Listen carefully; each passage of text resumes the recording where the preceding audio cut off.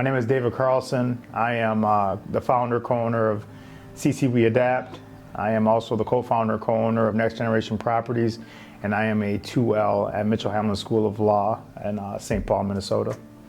I was, as an adult, I was incarcerated in 2010. It was January 2010. I failed the Veterans Court and I got sentenced to 3 years in, 12 years out. That was in beginning of 2012. Got earned release program, got out after about 2.5 years. I was out for 3 months and got reincarcerated again. And that time was for either 15 or 16 months. My final release was December 2015. I had a very strict routine that I stuck with. I was in Dodge Correctional for my classification. I read a Men's Health on CrossFit. I did that workout and that became kind of the template that I started doing my workouts. I work out every single day, and most days I'd do 2 times a day.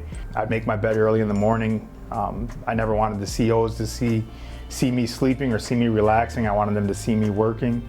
I feel that there's a group of individuals that were like-minded in that sense, and just put forth like all the effort that we could to do the things that were accessible to us at the time during incarceration that could better us and prepare us for touching down in the free world, for when you're out, or to prepare for the large, I think, responsibility that's kind of is ours to take on. And so for everyone who is incarcerated, you have the most important knowledge and wisdom that the society needs right now. Our largest issues are dealing exactly with the problems that individuals who are incarcerated right now have the answers to. Back to the point, start preparing now for coming out and having a major purpose in your life. My biggest pride is my family. My wife Alicia was here. My son Knox, oldest son, he's 4 years old, and then my youngest 2-year-old is Lennox. I came from a broken home and didn't have a stable father figure around, so it is definitely it feels like a privilege to me to be able to be in the life of both of my children. Secondly, both of the businesses I founded, CC Adapt, for-profit business that offers peer support and mentorship, and then also Next Generation Properties, which is also a for-profit business. And I'm in a space now where I'm able to make a lot of decisions in real time that can really positively impact a lot of the people that I care about, the people that I grew up around, the demographic that I come from. We adapt peer support and mentorship. There's a lot of larger organizations trying to co-opt those spaces right now, and I think it's important that we keep those spaces for us, for individuals with lived experience, and that we're also the ones informing how that work is to be done. For the housing piece, the same thing. Those areas, I think that being in law school is going to allow me to be, and then having my degree is going to allow me to be much more effective. It's going to allow our organizations to be much more quicker in, one, providing the need to individuals when they need it, but then also expanding quickly enough so we get to, we get everywhere, not just statewide, but nationally, for individuals who need it before it's too late.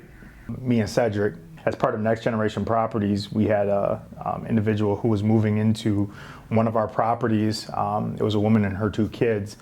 The conditions that they were in prior to moving into the place we were in, they were horrible conditions for a toddler and for an infant to be under.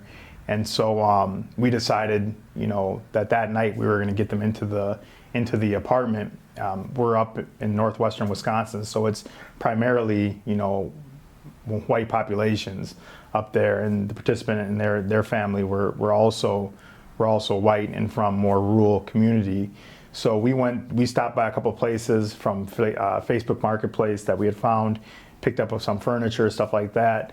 About 10 o'clock at night, people were looking at us crazy, 2 black guys. None of these individuals probably didn't know that we were felons, but we're also felons. And that's not something I don't think I've ever heard on the media or in the news or seen anyone talking about. And I think that needs to be what the narrative is becoming, because there's a lot of us doing this type of work.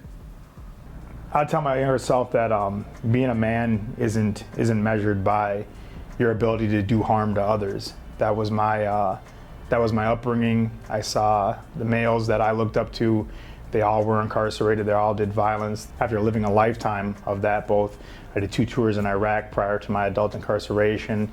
My life was filled with a lot of violence, and what I've realized is I think the stronger people are not people who demonstrate violence on others, but are people who have empathy and compassion for others, despite the fact that they could do harm, and they just choose not to.